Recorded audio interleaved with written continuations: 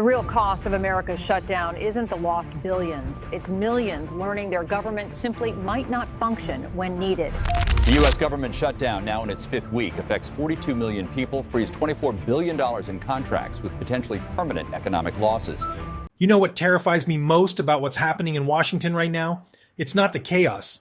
It's not even the dysfunction. It's that we're watching something that started as political theater transform into economic catastrophe, and most people have no idea how bad this is about to get. Right now, as I'm recording this, the United States government has been shut down for over 5 weeks. 5 weeks. That's 35 days of frozen federal operations, 35 days of missed paychecks, 35 days of a superpower slowly grinding to a halt. And here's what nobody's telling you. This isn't just another shutdown. This is different. This is dangerous. And the damage being done right now might be permanent. If you're new here, this channel breaks down how political decisions translate into economic reality for ordinary people. We don't do partisan theater. We do consequences. And if that's your thing, hit subscribe, because this story touches everyone watching right now. Here's what's at stake. 3 sections. First, why this shutdown is fundamentally different from every previous one. Second, who's really paying the price right now? And third, why the recovery this time won't be a simple bounce back. Because what's happening in Washington isn't just dysfunction anymore. It's decay. And decay has consequences that compound. Let's start with how we got here and why this time it's not just bad, it's structurally dangerous. You want to know what makes this shutdown different? Context, timing, fragility. In 2018-2019, the U.S. experienced its longest shutdown, to that point, 35 days. It cost the economy an estimated $11 billion. $3 billion of that was never recovered. Let me repeat that. Never recovered. That money just vanished from the American economy. Permanently. That was already alarming. But here's the critical difference. That shutdown happened during relative economic strength. Growth was steady, inflation was manageable, unemployment was low. The economy could absorb the shock. It hurt, but it could take the hit. Now, the economic backdrop is completely different, and that difference matters enormously. First, inflation is still elevated, far above the Federal Reserve's target. Every day this shutdown continues, it complicates monetary policy. You can't fight inflation and stimulate growth simultaneously. And a government shutdown that drags down GDP growth forces exactly that impossible choice. Second, consumer confidence is deteriorating rapidly, especially among lower and middle income Americans. Household debt is rising, job growth has softened, credit card delinquencies are ticking upward. This is not an economy with cushion. This is an economy walking a tightrope, and someone just started shaking the rope. Third, and this is what keeps me up at night, institutional trust is collapsing. When tens of millions of Americans watch their government repeatedly fail to perform the most basic function, keeping itself operational, something corrosive happens. Trust isn't just emotional. Trust is economic. Businesses need predictability to invest. Families need stability to spend. When both evaporate, the entire system contracts. The Congressional Budget Office now estimates that if this shutdown extends past Thanksgiving, the U.S. could lose between $7 and $14 billion in economic output. But that's just the measurable part. That's the GDP calculation. There's a family right now that can't make rent this month. Federal worker. Paycheck didn't come. Landlord doesn't care about shutdowns. Then there's the small business owner who was ready to hire, had the SBA loan lined up, paperwork done. Now, it's sitting in some frozen bureaucratic system while their competitor, who didn't need government financing, just grabbed their best candidate. And contractors who've already bought materials, committed to deadlines, can't deliver because federal purchasing just stopped. They're burning cash, waiting for a government that isn't coming back online. Those aren't statistics. Those are lives imploding in real time, and each one triggers a chain reaction. The family that can't pay rent, their landlord now has a problem. The business that can't hire, that's growth that just died. The contractor bleeding money, they're about to start laying people off. Here's what used to happen with shutdowns. There was this unspoken deal. Yeah, it's going to hurt. Yeah, people will suffer, but it'll be quick. 2 weeks, maybe 3. Federal workers eventually get their money. Contracts restart. Contracts will resume. The economy will bounce back. There was always this underlying assumption that the damage was reversible. I don't think that assumption holds anymore, and if I'm right, we're watching something far more serious than a temporary disruption. We're watching the normalization of collapse. We're watching Americans learn that their government simply might not function. And once that lesson is learned, once that expectation sets in, it changes behavior in ways that are incredibly difficult to reverse. That's the structural danger, not the missed paperwork, not even the delayed salaries, though those are devastating for the people experiencing them. The real danger is the lesson being taught right now. Your government is unreliable. Plan accordingly. And when millions of people and the thousands of businesses start planning accordingly, the entire foundation of economic confidence begins to crack. But now, let me get specific about who's actually paying for this mess, because the damage is spreading way beyond Washington. You know what drives me crazy? This idea that shutdowns only hurt federal workers. Like it's just a DC bubble problem. That's not just misleading, that's fundamentally wrong. Sure, hundreds of thousands of federal employees aren't getting paid right now, or they're working for IOUs. That's one layer. But the impact spreads far beyond that initial circle. Layer 2. Private contractors. Over $24 billion in the federal goods and services spending is currently frozen. Think about what that actually means. You're a small manufacturing firm that just delivered products to a federal agency. You did the work, you shipped the goods, and now, no payment, or you're a service provider with a government contract ready to go, but you can't even start because nobody's there to approve anything. Your suppliers still need to get paid, your employees still need paychecks, but your biggest customer just vanished. So companies start cutting, layoffs, delayed bills, canceled growth plans, the whole thing contracts. Layer 3, small businesses seeking capital. The Small Business Administration has been unable to issue new loans. We're talking about thousands of firms missing out on billions in financing. These are the restaurants, the local manufacturers, the family businesses that drive employment in communities across America. When they can't access capital, they can't grow, they can't hire, they can't invest, and that contraction spreads. But here's where it gets truly painful. Layer 4, the most vulnerable Americans. SNAP. Food stamps. 42 million Americans depend on it. 42 million.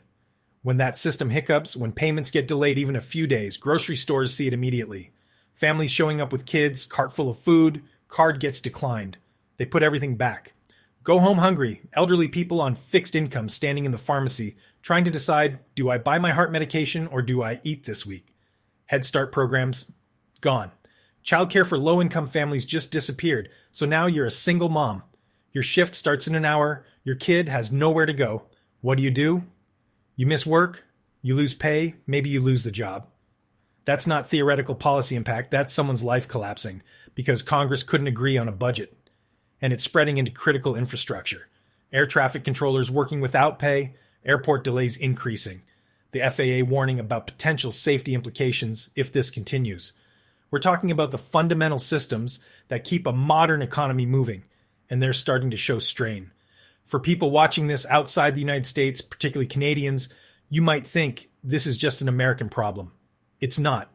When the world's largest economy starts seizing up, when cross-border trade gets disrupted because customs and border agents are working without pay or not working at all, when American consumer demand contracts because federal workers and contractors aren't spending, it ripples across every connected economy. This is the part where theory meets reality, where political dysfunction transforms into tangible human suffering, and the longer this continues, the deeper that suffering penetrates into communities that were already struggling. But here's what really concerns me. Here's why I think the usual assumption that we'll just bounce back doesn't hold this time. The standard narrative around government shutdowns has always been painful but temporary. Yes, you take a hit. Yes, people suffer. But you pay the back wages, you restart the contracts, you turn the machine back on, and the economy rebounds. That's been the pattern historically. I don't think that pattern holds anymore. And here's why. The Congressional Budget Office, along with multiple private economic analysts, is now warning that some of the economic losses from this shutdown will be permanent. Not delayed, not recovered later. Permanent. Gone forever. In the 2018-2019 shutdown, remember, $3 billion in economic output simply vanished. It was never regained. That's not a projection, that's historical fact. This time, the CBO estimates a potential 1 to 2 percentage point hit to quarterly GDP growth if the shutdown extends into the next quarter. Let me translate what that actually means. It means the baseline is shrinking. It means when growth does it's resuming from a lower starting point, And it means the economy doesn't just pause and restart, it loses capacity. Think about it this way. When a federal worker misses a paycheck, they don't just delay purchases, they cancel them. That restaurant dinner doesn't get rescheduled for next month. It just doesn't happen. That's lost economic activity that never comes back. When a small business can't get their SBA loan approved for 3 months, they don't just delay hiring. They miss the seasonal window entirely. That's growth that doesn't happen. When confidence erodes, when businesses and consumers start building in the assumption that the government might shut down again at any moment, they change their behavior. They hold more cash reserves. They delay major purchases. They postpone investments. And all of that caution, all of that risk adjustment, it acts as a continuous drag on economic growth even after the shutdown ends. This is what economists call hysteresis. It's the idea that temporary shocks can have permanent effects because they change the underlying structure of the economy. People learn new behaviors. Businesses adapt to new risks. And those adaptations don't simply reverse when the immediate crisis passes. Here's what that looks like in practice. A bank making a business loan decision right now has to factor in government instability as an ongoing risk. That changes their lending standards. A family deciding whether to buy a house has to consider that federal mortgage systems might shut down again unpredictably. That changes their willingness to commit. A business deciding whether to expand has to model in the possibility of random, extended disruptions to government services they depend on. That changes their investment calculus. All of those micro decisions, millions of them happening simultaneously across the economy, they compound into macro effects that persist long after Washington declares the shutdown over and politicians claim victory. And there's something else, something more subtle, but equally important. Brain drain. Talent leaving federal service because they can no longer tolerate the instability. Institutional knowledge walking out the door. Expertise that took decades to develop simply vanishing because people need reliable paychecks and they can't get them from an employer that shuts down arbitrarily. When that happens, when you hollow out institutional capacity, you don't just flip a switch and get it back. Rebuilding takes years. It takes money nobody wants to spend. It takes commitment from politicians who can barely commit to keeping the government open for a month. And right now, we don't have any of that. 5 weeks in, no resolution, inflation still high, growth slowing, household budgets getting tighter by the week. This isn't a temporary hiccup anymore. It's a wound that's getting infected while everyone watches. The damage isn't just adding up, it's compounding. Every day this drags on makes recovery harder, and it's not because the immediate hit is massive. It's because the foundation is cracking while everyone's watching the circus in Congress. You want to know why slow-moving disasters are so dangerous? This is why. There's no dramatic moment, no explosion, just a steady erosion that people don't notice until it's too late. The shouting politicians grab headlines. The actual collapse happens in silence. A loan officer changing standards, a business delaying investment, a family building bigger cash reserves instead of spending. That's how economic momentum dies. The trade-off here isn't between a little pain now and normalcy later. The real choice being made, even if nobody's explicitly making it, is between preserving economic capacity or watching it degrade day by day until recovery itself starts from a permanently lower baseline. That's not speculation. That's pattern recognition based on what happened last time, except this time the conditions are worse and the shutdown is longer. So when I step back and look at the full picture, here's what I see. A government unable to perform basic functions. An economy already fragile, absorbing a shock it can't afford. Ordinary people bearing costs they didn't create for political theater they didn't ask for. And a damage accumulating that won't simply reverse when someone in Washington finally decides to turn the lights back on. This isn't just dysfunction anymore. This is decay. And decay left unattended becomes structural failure. Not in a dramatic crash, but in a slow grinding down of capacity, opportunity, and trust. That's how systems break. Not loudly, but quietly. One missed paycheck, one canceled contract, one delayed decision at a time. For the average American watching this, that means fewer services, more economic stress, and less confidence that the systems they depend on will actually function when needed. For the broader economy, it means slower growth, higher risk premiums, and the normalization of instability as just another cost of doing business in America. And once that normalization happens, once people accept that the government might just shut down randomly and repeatedly, you've fundamentally changed the economic equation in ways that are incredibly difficult to undo. That's the real cost of this shutdown. Not the $7 billion or $14 billion in lost GDP, not even the suffering of federal workers and the families depending on frozen benefits, though that's devastating. The real cost is the lesson being taught. American governance is unreliable. Plan accordingly. And when millions of economic actors start planning accordingly, you've created a self-fulfilling prophecy of decline. I think that's the story we're actually watching unfold right now. Not just a shutdown, but a slow motion unraveling of the assumption that America's institutions will function. And once you lose that assumption, getting it back is exponentially harder than never losing it in the first place. Thank you for watching. If you found this analysis valuable, if you want to stay ahead of these kinds of structural shifts before they become obvious to everyone else, subscribe to this channel. And if you know someone who needs to understand what's really at stake here, share this video. Until next time, stay informed.